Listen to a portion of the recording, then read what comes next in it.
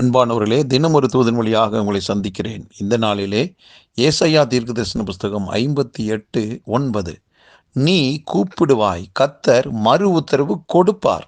நீ சத்தமிடுவாய், இதோ நான் இருக்கிறேன் என்று சொல்லுவார் என்று தீர்க்கதரிசி ஆண்டவராகிய தேவனை குறித்து புரிந்து கொண்டதை, அவருடைய பிரசன்னத்தை அனுபவித்து அவருடைய குணாதிசயங்கள் இப்படி சொல்லுகிறார். இதை கேட்டுக்கொண்டிருக்கிற உங்கள் வாழ்விலே பலவிதமான நெருக்கத்துக்கு உள்ளாக்கப்பட்டு சில மனிதர்கள் மூலமாக வந்த அநியாயத்தை தாங்க முடியாதபடி, ஏமாற்றத்தை தாங்க முடியாதபடி எத்தனையோ முறை மனுஷன்கிட்ட போய் கெஞ்சு நீங்க மன்றாடுனீங்க, அழுதிங்க, புலம்புனீங்க, நியாயம் எப்படியாவது கிடைக்குமா என்று ஒரு குறிப்பிட்ட விஷயத்துக்காக நீங்க போராடி சோர்ந்து போனீங்க.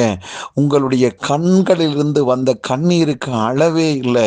இப்படி உங்களுக்கு வந்த நெருக்கடியிலிருந்து விடுதலை பெற்றுக்கொள்வதற்கு எத்தனையோ குரலை எத்தனையோ மனுஷனுக்கு முன்பாக நீங்க வச்சு பார்த்தீங்க.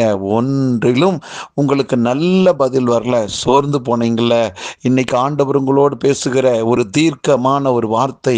அருமையான சகோதரா, சகோதரியை நீ கூப்பிட்ட இன்னைக்கு கர்த்தர் உங்களுக்கு என்ன செய்யறாராம்?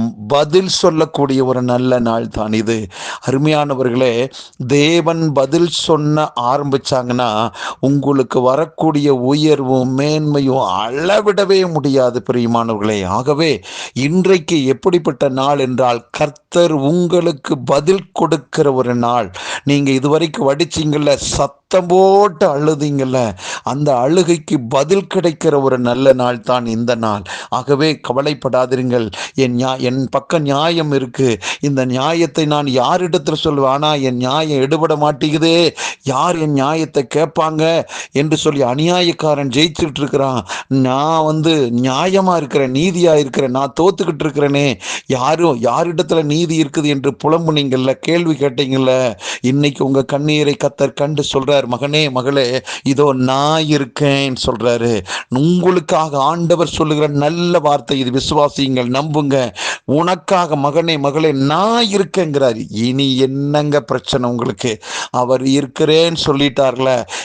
இனி பாருங்க, உங்களுக்கு எதிராய் வந்த அத்தனை சுனாமியும் உங்களுக்கு முன்பாக அடங்கி உங்கள் கால்களிலே வந்து விழும்.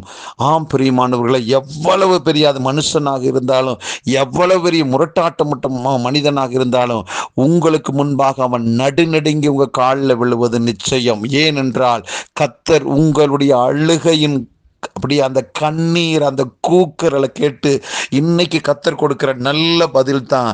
நீ கூப்பிட்ட, நான் உனக்கு பதில் சொல்வதற்காக நான் வந்திருக்கிறேன், இதோ நான் உன் பக்கத்தில் தான் இருக்கிறேன் என்று சொல்லி உங்களை ஆறுதல் படுத்தி தைரியப்படுத்தி உங்களை அப்படியே கண்மலை மேலே தூக்கி நிறுத்த இன்றைக்கு கர்த்தருடைய கரம் உங்களுக்காக நீட்டப்பட்டிருக்குது. பயப்படாதீங்க, கலங்காதீங்க. உங்களுக்கு எதிரான அந்த மனு கூட்டம், அந்த கூட்டம் இமயமலை போல இருக்கலாம், அதை காட்டிலும் மேலானவர் நம்முடைய ஆண்டவர். ஆகவே அவர் சத்தத்தை கேட்டுட்டாரு, கையை நீட்டிட்டாரு. 100% நீங்க வெற்றி அடை போறீங்க. வெக்கத்துக்கு பதிலாக பல மடங்கான ஆசீர்வாதத்தை நீங்கள் அனுபவிக்க போறீங்க. தேடி வரப்போறது. கவலைப்படாதீர்கள். நல்ல பிதாவே, எங்கள் சத்தத்தை கேட்டு எங்களுக்கு பதில் சொல்ல ஆண்டவரே நீர் எங்க பக்கத்துல வந்துட்டீங்க. இனி எங்கள் காரியம் ஜெயமாய் இருக்கிறது. இதை கேட்டுக்கொண்டிருக்க அத்தனை மனிதனுடைய வாழ்விலும் ஜெயத்தை, விடுதலை, வெற்றியை தந்ததுக்காக நன்றி. இந்த நாள் ஒரு மனமகிழ்ச்சி நாளாக இருப்பதற்காக ஸ்தோத்திரம். இயேசு கிறிஸ்துவின் நாமத்தில் ஜெபிக்கிற நல்ல பிதாவே, ஆமென், ஆமென். நன்றி.